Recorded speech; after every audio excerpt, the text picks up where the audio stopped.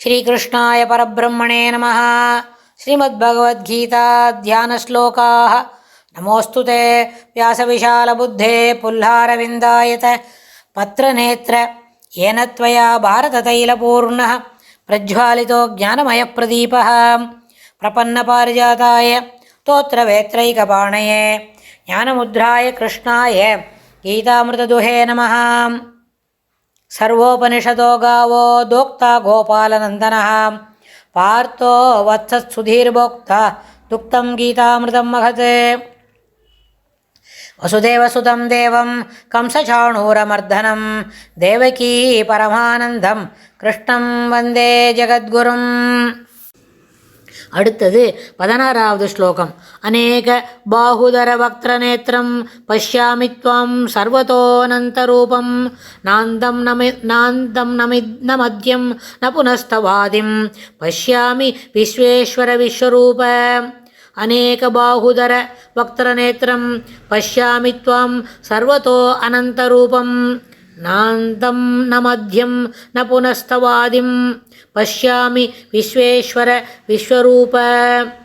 அடுத்த ஸ்லோகத்தில் விஸ்வேஸ்வர, இந்த உலகத்திற்கே காரணமானவனே, உலகத்திற்கே ஆதாரமானவனே, இறைவனே, விஸ்வேஸ்வர விஸ்வரூப உலக வடிவானவனே. இந்த விஸ்வம் என்ற வார்த்தைக்கு பெரிய பெரிய பொருளெல்லாம் சொல்ல முடியும், மணிக்கணக்காக அதுக்கு நம்ம பொருள் சொல்லின்னு இருக்கலாம். விஸ்வம் அப்படின்னா இந்த விஸ்வம் என்ற வார்த்தைக்கு பெருமாளே இந்த உலக வடிவானந்தான், உலகமே பெருமாளுக்குள்ளே இருக்கிற ஒரு ஐக்கியமானது தான். அதனால் விஸ்வேஸ்வரன், அதுக்கப்புறம் உலகமே வடிவானவன், விஸ்வரூபன். இப்போ தான் விஸ்வரூபம் பெருமாள் காட்டியிருக்கார். அதனால் பெருமாள் என்ன கூப்பிட்றான்? விஸ்வரூபமானவனே, உலக வடிவானவனே. அநேக பாகுதர வக்திரநேத்திரம், அநேக பாகுதரம், பெரிய பெரிய புஜங்கள், வயிறுகள், எல்லாத்தையும் கண்கள் உடையவன்.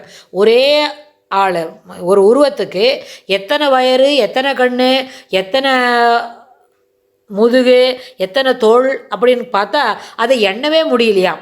அதாவது ஒரு தோராயமாக ஒரு நம்பர் சொல்கிறோம் அப்படின்னு கேட்டால் 1000 கண்கள், 1000 தோள்கள், 1000 புஜ பராக்கிரமங்கள், 1000 வயிறுகள் அப்படின்னா 1000ன்றது வந்து தோராயமாக ஒரு பெரிய நம்பருக்கு தான் சொல்கிறதே தவிர அது எண்ணிக்கையில் அடங்காதது. அப்படின்றதுனால தான் அநேக பாகுதர வக்திரநேத்திரம், பெரிய பெரிய எண்ணிக்கையில் அடங்காத வயிறுகள், புயங்கள், தோள்கள், கண்கள், வக்திரம் நேத்திரம் அப்படின்னு.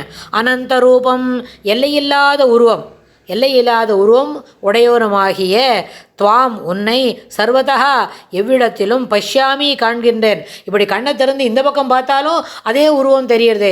அதே சமயத்தில் இது எல்லாமே மாறுபட்டு இருக்கல, எல்லா இடத்துலையும் இருக்குது. அநேக பாகுதர வக்தர நேத்திரம், எல்லா இடத்திலும் தோள்கள், எல்லா இடத்திலும் கண்கள், எல்லா இடத்திலும் வயிறுகள் அப்படின்னு சொன்னால் அது வந்து சகசிர ஒரு முக்கியமான ஒரு வார்த்தை சொல்லுவாள். புருஷ சூக்தத்தில் கூட சகசிர சீருஷா புருஷா அப்படின்னு சொன்னால் சும்மா ஒரு 1000ன்றது அங்கே ஒரு நம்பருக்கு இல்லை.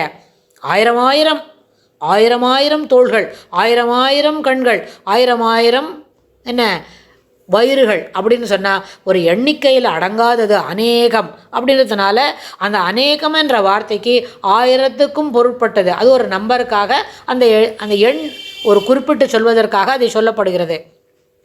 அப்புறம் தவ உன்னுடைய அந்தம் முடிவையும் மத்தியமும் அதாவது நடுவையும் மீண்டும் ஆதியையும் நான் காணவில்லை. இதுக்கு வந்து ஆதி அந்தம் இல்லாத ஒரு பெரிய உருவம். எங்கேருந்து ஆரம்பிக்கிறது, எங்கேருந்து முடியறது, எது நடுவில், எதை முதல்லேருந்து பார்த்துன்னு வந்து பாதியில் இந்த பக்கம் வலது பக்கத்தில் சிலதெல்லாம் புரிஞ்சிக்கலாம், அதுக்கப்புறம் அடுத்தது இடது பக்கத்தில் புரிஞ்சிக்கலாம். அப்படின்னு பார்த்தா மத்தியம் எதுன்னே கண்டுபிடிச்சிக்க முடியல.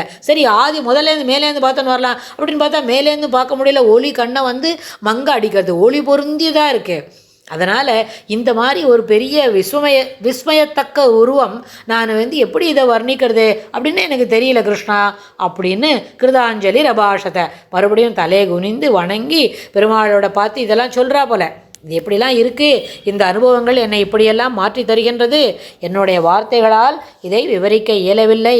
அநேக பாகுதர வக்தர நேத்திரம், எண்ணிலடங்காத புஜங்கள், எண்ணிலடங்காத கண்கள், வயிறுகள், இவை உன்னை எல்லையில்லாத உருவ உடையவனமாகிய உன்னை எல்லா இடத்திலும் காண்கின்றேன். உன்னுடைய முடிவையும் நடுவையும் மீண்டும் ஆதியையும் ந பஷ்யாமி, என்னால் காண முடியவில்லை என்று சொல்கிறான் அர்ஜுனன். அடுத்த ஸ்லோகத்தில் இன்னும் என்ன விவரமாக மேலும் என்னெல்லாம் தான் கண்டது எப்படி இருக்குது, தன்னுடைய அனுபவங்கள் எப்படி விஸ்மயத்தக்கவாக இருக்கின்றது என்று கூறுவதை பார்க்கலாம். ஸ்ரீ கிருஷ்ணாய துப்யம் நமஹ.